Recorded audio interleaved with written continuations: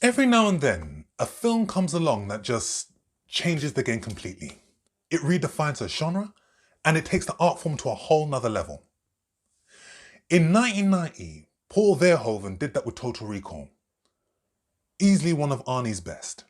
This was a film that was based upon a novel, and it balanced an intelligent plot with some groundbreaking visual effects, but with some even more cartoonish, violent humour and action.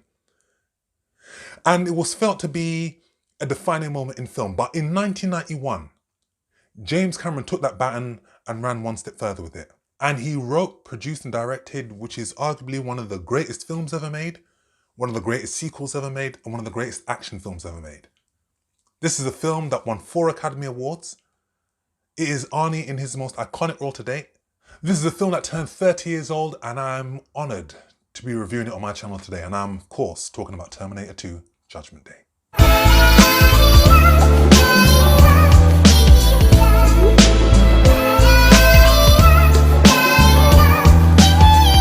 Terminator 2 Judgment Day was released in 1991 and directed by James Cameron, and it sees Arnold Schwarzenegger reprising his role as the Terminator. It also sees Linda Hamilton reprising his role as Sarah Connor. This film also stars Edward Furlong, Robert Patrick, and Joe Morton. Terminator 2 takes place 6 years after the events of the first Terminator film, and things have changed drastically. We see Sarah Connor has now been imprisoned in a mental facility. Her son John Connor has now been placed with a foster carer and is still destined to be the leader of the revolution. And just like the first one, we see Skynet send back a Terminator to kill John, but we see the Resistance send back a Protector to save John. And it is a race against time to find out who can get him first. When I first saw Terminator 2, after watching the first film, I was just like in awe. James Cameron is not a prolific director, and that is not to say that he's lazy, but the films that he puts out are incredibly rich productions. This man focuses more on practical rather than visual, and he has also been a pioneer in designing groundbreaking visual effects.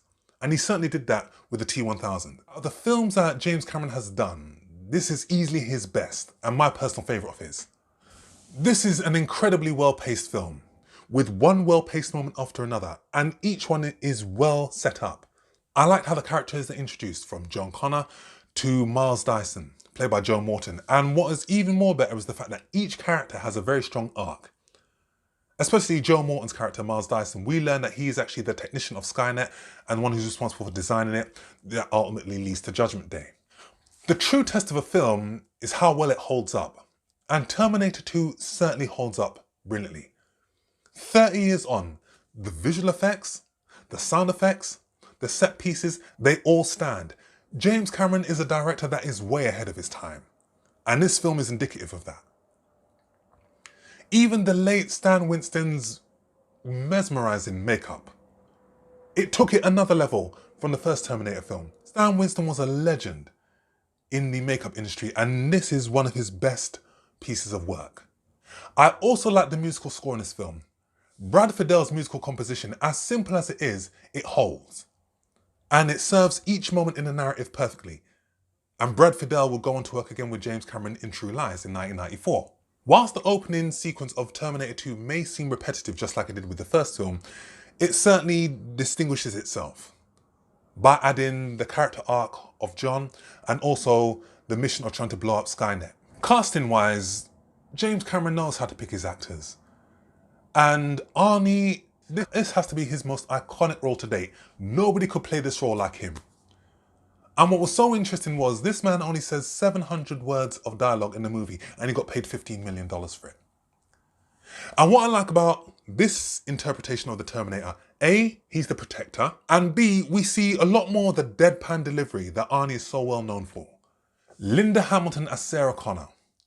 This was a stark transition from how we saw Sarah Connor in the first film. And is more muscular, she's proficient in weapons and hand-to-hand combat, and she is no longer the damsel in distress. This is a woman that can take care of herself, and we see that in numerous sequences in the film.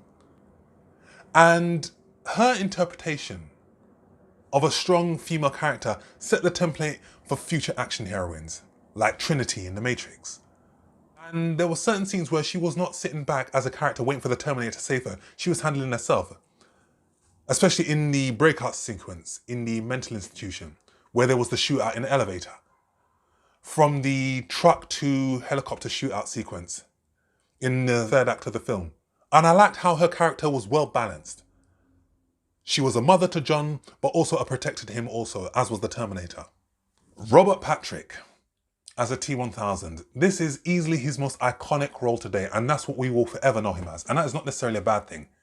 He has gone on to have a respected career as an actor, but this is his defining role. But more importantly not, we forget that 1 year prior to that, he was one of the mercenaries in Die Hard 2. And what I loved most about Terminator 2 was the fact that you get two different Terminators. You get the old school T-800, which is Arnie, and you get the more modern futuristic model T-1000. And as a villain, he's easily one of the most groundbreaking and most original villains I've ever seen. The Liquid Metal Man. He can turn his hands into stabbing weapons. He can transform himself into other people that he's had contact with. Highly original, and just how that was done visually in the movie still holds up. Joe Morton as Miles Dyson, I thought he was an excellent character as well. And this role was originally written for Denzel Washington, but Denzel passed it. But Joe Morton has always been a reliable character actor and lent fine support to this movie. We also see a very young Edward Furlong as John Connor, and was a very charismatic addition to the narrative. And James Cameron's productions are very lengthy. And when doing my research, I learned that Edward Furlong's voice broke during the movie, so they had to redo some of his lines to make it sound like he was still childlike, and he grew. So he had to stand in a pit next to Linda Hamilton's character and Arnie's character to give the effect that he was still smaller than them. Terminator 2, unlike other installments in the franchise, is a very well-balanced movie. It has an intelligent plot and has some spectacular action set pieces. And 30 years on, these action set pieces still hold. From the truck sequence, when the T-1000 is chasing John Connor on the bike, to the Skynet sequence, to the finale sequence where they have the fight in the factory, there are some jaw-dropping visual effects in this movie. This movie pioneered the utilization of CGI, especially when it came to the liquid metal character, and that is courtesy of Industrial Light and Magic, who rightly deserved to win an Academy Award for this. One jaw-dropping sequence, and it just shows you how James Cameron pays attention to details, where the T-1000 crashes through a window and crashes into a helicopter. He headbutts the window of the helicopter, and then he slithers through. And you can see the reflection of the helicopter pilot in the T-1000, and I thought that was just incredible how they did that. And 30 years on, it still holds as one of the best visual effects sequences in the movie. The T-1000 character, and especially the liquid metal sequences, have had a profound influence on other visual effects films, and also it's been spoofed by other films as well, in particular Hot Shots Part 2. But not only is Terminator 2 such a groundbreaking film, it's also very prophetic in terms of how it foresaw the reliance of technology and how it can be a very dangerous thing. And we are living in that time right now. The death scene of the T-1000 was incredible, but there's also a very touching scene where the Terminator lowers itself into the molten lava. Just how that was filmed. And then he gives him the thumbs up to John. It's a very touching scene. But hands down, Terminator 2 is one of the greatest action movies ever made, one of the greatest sequels ever made. And it showed me that a sequel can actually be grander in scale. And it's a shame that after Terminator 2, they could have left it there and made that one of the greatest franchises ever, but they decided to make 4 more unnecessary sequels that have added nothing to the franchise. And I got the DVD, and the DVD gives you 2 options. It gives you the option where you can see the theatrical cut or the more extended cut. And I'll tell you something now, each version is just as entertaining. But Terminator 2, hands down, one of the greatest movies ever made. One that I never tire of watching. So this film easily gets a 10 out of 10 for me. So guys, that's my review. As always, thanks for watching. Hit that subscribe button so you can follow this channel. Hit the alarm bell as well so you can get notifications from me when my video is going to be uploaded. Give this video a like as well. Leave your comment with whether you've seen Terminator 2, and after 30 years, how do you feel about it? Comment down below, and I shall see you all on the next film review. Take care.